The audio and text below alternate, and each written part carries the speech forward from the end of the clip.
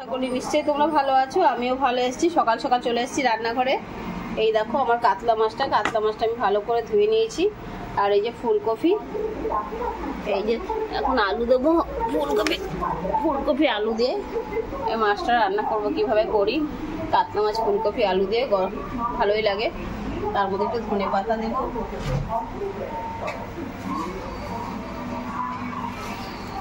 ধনে পাতাটা প্লাস্টিকে রেখেছি, ধনে পাতা দেবো। কিভাবে রান্না করি সেটা তোমাদের দেখাবো। হ্যাঁ, একটু হলুদ গুঁড়ো এখন একটু মাখিয়ে রাখবো। মাখিয়ে আমি আলু কপিটা কেটে নেব। আসলে এক হাতে ফোন ধরতে হয়, যেন মাছ ধোয়াটা তোমাদের বন্ধু দেখাতে পারিনি। মাছ ধোয়াটা দেখাতে পারলাম না, এই জন্য তোমাদের দেখাচ্ছি। আমি কাটাটাও দেখাতে পারবো না, এক হাতে ফোন ধরে তো আমি কাটতে পারবো না। এই যে মাছে নুন হলুদ এখন মাখিয়ে রেখে আলু কপি কেটে নেব। এটা একটা ঝোল রান্না করবো। সবাই তো আলু কপি দিয়ে রসা করে, আমি একটু ঝোল রান্না করবো বন্ধুরা। অনেকদিন একটু পাতলা ঝোল খাই না, খুব রিচ খাওয়া হয়ে যাচ্ছে, মাংস টাংস এটা সেটা।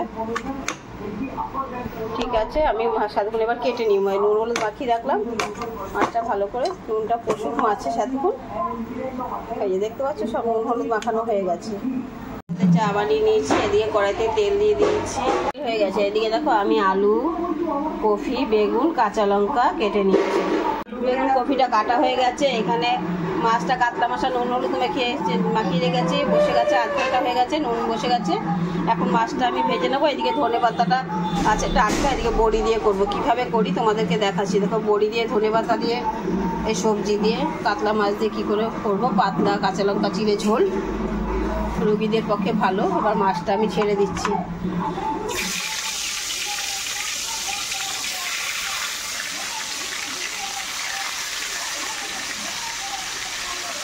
মাছটা এবার ভাজা হোক সাথে।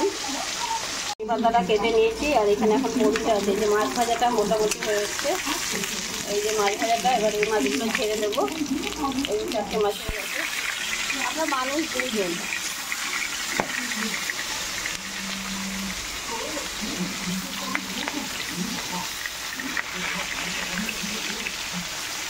মাছগুলো তুলে নেবো। এই মাছটা হচ্ছে এখন। মাছ ভাজা হয়ে গেলে আবার বড়িটা মাছটা ভাজা হয়ে গেছে। মাছটা ভেজে তুলে নিয়েছি, দেখতে পাচ্ছ। আর এই যে কড়াইতে তেল আছে, এবারে তেলে বড়িটা আমি ভেজে নেব। বড়ি দিয়ে করবো, বুঝেছো? কাঁচা লঙ্কা চিড়ে বড়ি দিয়ে মাছের ঝোলটা। এই যে বড়িটাও ভাজা হয়ে গেছে। এবার ফোড়ন দিয়ে দিলাম আমি কালো জিরা ফোড়ন দিয়ে দিচ্ছি। কালো জিরা ফোড়ন দিয়ে এবার এই সবজিটা আমি ছেড়ে দিচ্ছি।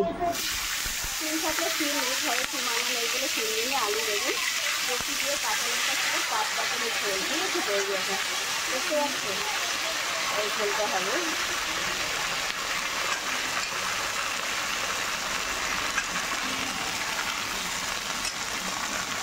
আর রান্না আমি তো সিমে করি, সবসময় রান্না সিমে করি। যে নুন দিয়ে দিলাম, সব আন্দাজ মতন দিয়ে দেবো। নুন হলুদ দিয়ে যেরকম খাও। এবার একটু ভালো করে ভাজা হোক, তখন ভাজা করি। তারপর দেবো জল। ভাজা হতে থাকে। সবজিটা আমার ভাজা হয়ে গেছে, মজে গেছে, কোনটাখানি হয়ে গেছে। দেখো আলু বেগুন ফুলকপি কাঁচা লঙ্কা চিড়ে ঝোল। এবার আমি এর মধ্যে একটু জল দিয়ে দেবো। হ্যাঁ, ভাজা হয়ে গেছে, দেখতে পাচ্ছ। এদিকে মাছটা ভেজে রেখেছি, এখানে বড়ি ভেজে রেখেছি, এদিকে ধনে পাতা কেটে রেখেছি। এবার আমি এর মধ্যে জল দিয়ে দিলাম। কাঁচা লঙ্কা চিড়ে পাতলা ঝোলে রুটি খাওয়ার ঝোল। সিমে রান্না করি বলে তেলটা এরকম দেখা যাচ্ছে। আমি তো তেল মশলা একটু কমই খাই, দেখতে পাচ্ছ। এখন আগে অনেক খেতাম, এখন কমিয়ে দিয়েছি। ঝোলটা একবার হোক, টানলে একটু আলুগুলোর সাথে সেদ্ধ হোক ঝোলে। রান্না করেছি, সিমে রান্না করাতে দেখেছি আমার তেল ভাসছে। আমি তেল কিন্তু খুব একটা বেশি দিই, যখন জল দিলাম তেল কিন্তু দেখা যাচ্ছিল না। এই যে মোটামুটি আমার আলু ঠালুটা সেদ্ধ হয়ে এসছে। এই দেখো আলু ঠালুটা সেদ্ধ হয়ে এসছে। এখন আমি এর মধ্যে মাছগুলো দিয়ে দেবো। হ্যাঁ,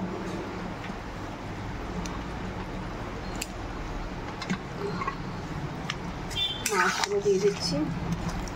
ফুলকপি আলু বেগুন সিম, এই বড়িগুলো দিয়ে দিচ্ছি। সব বড়িগুলো দিয়ে দেবো, সব ফুটুক, ঝোলটা টেনে আসলে নুন টুন চেকে সিমে রান্না করি, এই জন্য ফুটছে না, যে আজ বাড়িয়ে দিলে ফুটবে। আমি একটু সিমে রান্না করবো, আস্তে আস্তে ফুটুক, মাছগুলোর মধ্যে একটু মশলাপাতি ঢুকুক। তাই তো কাঁচা লঙ্কা চিড়ে পাতলা ঝোল, দেখতেই পাচ্ছ, কোনো মশলা দিইনি এর মধ্যে, কোনো মশলা না।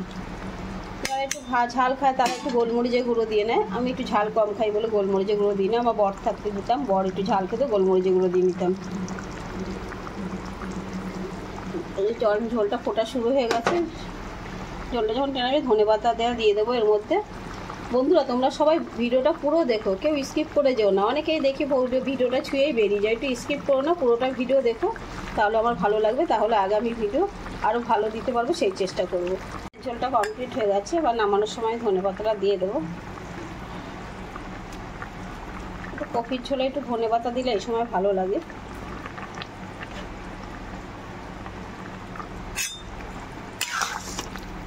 দেখতে পাচ্ছ হাতটা দিয়ে একটু আলুটা একটু গেলে দিচ্ছি, ঝোলটা যাতে গাঢ় হয়। একটা আলু গেলে দিলাম এর মধ্যে, দেখতে পাচ্ছ।